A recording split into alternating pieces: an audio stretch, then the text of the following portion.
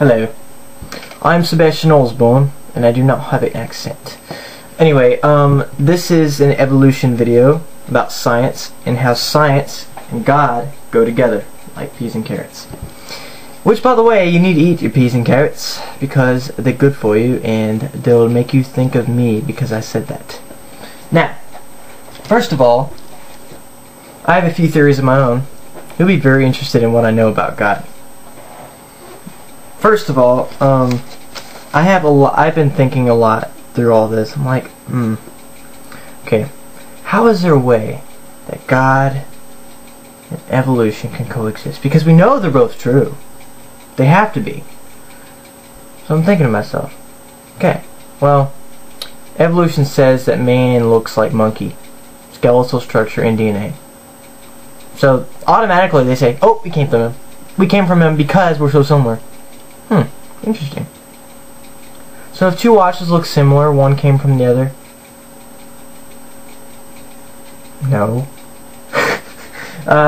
Anyway, I can't believe some people believe that, but they're idiots. But anyway, because we all know that each watch is made individually and one does not come from the other, but let's just say, okay, the DNA is similar, right? Okay, well, DNA is similar, and our DNA is monkey's DNA is similar to our DNA. Well, here's the thing. Here's the thing that this will make you trip. If you believe in evolution, this will really make you trip. This and a few other things I'm going to go over. Just because our DNA is similar does not mean that we came from them, because see, God made animals for man. He made plants for man, animals for man. Plants for man to eat, and animals to eat, and then he made animals for man. He made animals for man to comfort man. I mean, God comforts man, but how can man live on a planet full of green stuff and no live animals? Come on. And he made animals to look a little tiny bit like man. And monkeys, chimpanzees specifically, look the most like man. I don't really agree with that. I mean, they do a little bit, but they're hideous creatures. I'm sorry. Some look cute.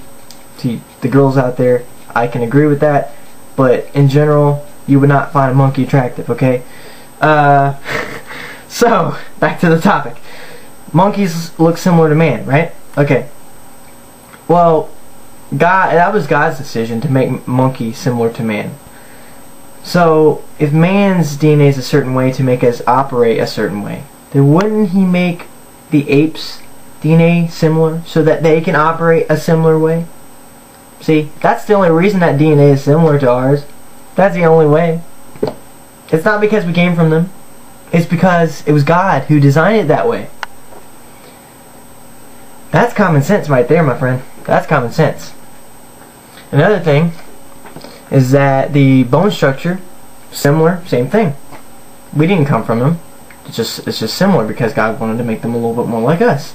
To show that man without a soul would look like a monkey, basically. That would be a monkey. Okay, so alright, that's taken care of. That's taken care of. Alright, now, so, Pangea. I'm going to be going over a lot more of this in my next videos, but this is just to get people interested, because I need people interested. I fear the world is going too far in the wrong direction as far as science goes. And of course, you know, of course it is, because Satan is out there. Satan is invisible. He's an invisible spirit. And okay, let me give you an example. If you were invisible and you can go through walls and whatever, you had the powers of an angel, wouldn't you do anything you could to trick people and to make them stumble and to hurt them and make them die? I mean, if you were a bad person and you didn't care about anybody, wouldn't you do that? Well, I mean, I'm just saying, that's why Satan does it. He doesn't like God. He's doing everything he can to hurt people and to hurt God. He does things to hurt man, to hurt God, because God loves man, and when man gets hurt, it hurts God. So Satan is trying to hurt God through that. And that's very obvious. Anyway, point is that Satan is out there, and he's doing a lot more than you realize he is. Because he is capable of doing so many things. He's not the all-powerful, because God is, but he's still pretty powerful. Now Satan is an idiot because he does not realize that God will win in the end. He thinks he can beat him, but after seeing all the things that God can do, he should know he's not going to win anyway. But point is, he's behind evolution to some extent because he's the one enforcing a lot of what scientists believe. If a scientist is an atheist, don't you think Satan would partially be behind it to help that scientist with his work? I'll tell you what. No. Don't disagree with me. Don't you dare disagree with me yet. Here's the thing. Because my friend, Satan wants to eliminate man from God. He wants to get rid of the relationship, the bond. He wants to take God's glory away. And God's glory is from creation. If creation is turned into evolution, God gets no credit. God gets no credit. If God gets no credit, he has no glory.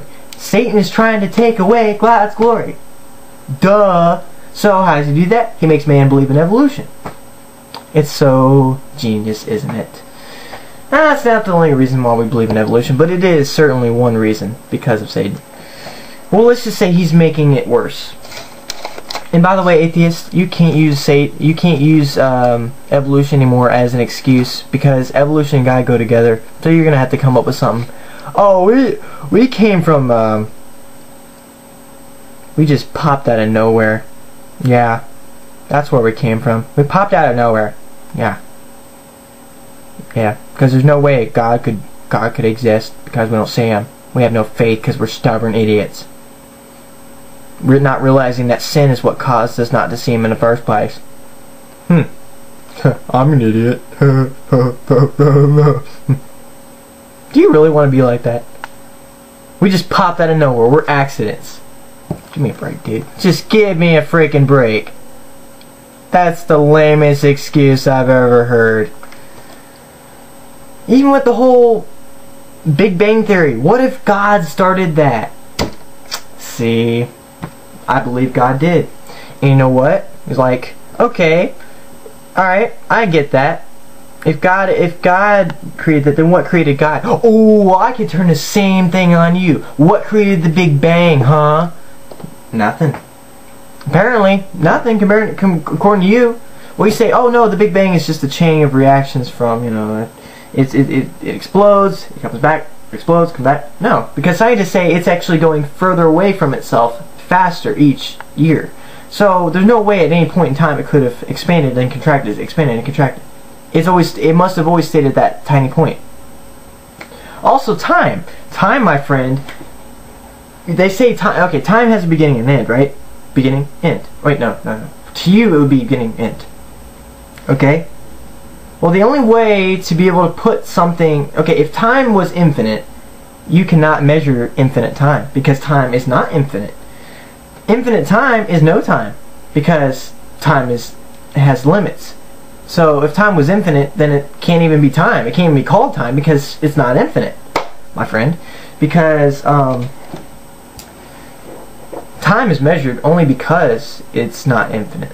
If time began with the beginning of the world, and it's going to end in the book of what the book of Revelation says, then that's why it's measured into hours, days, seconds, nanoseconds, alpha seconds, whatever they are, But if time is infinite, there's no single point in time that you can possibly put something into existence because it can't exist in time. Time can only allow something to exist because it's measured by the beginning and end of itself. Interesting thought to ponder. But another thing, nothing can just exist by itself. There must be some being out there. And you say, well, who created God? Well, guess what? God is not science. He is over science. He's above science. He is way high above science. He created science. He created logic. He created all that. The only way that God could create everything is if he is the non-created. Because you can't. Well, okay, if God was created, then someone had to create him, and someone had to create him, and someone had to create him. It would never end. And there would be no logical explanation. But not just that, God doesn't even fall under logic anyway, so of course he doesn't have a creator, because he created logic and science doesn't go for him, science goes for what he created.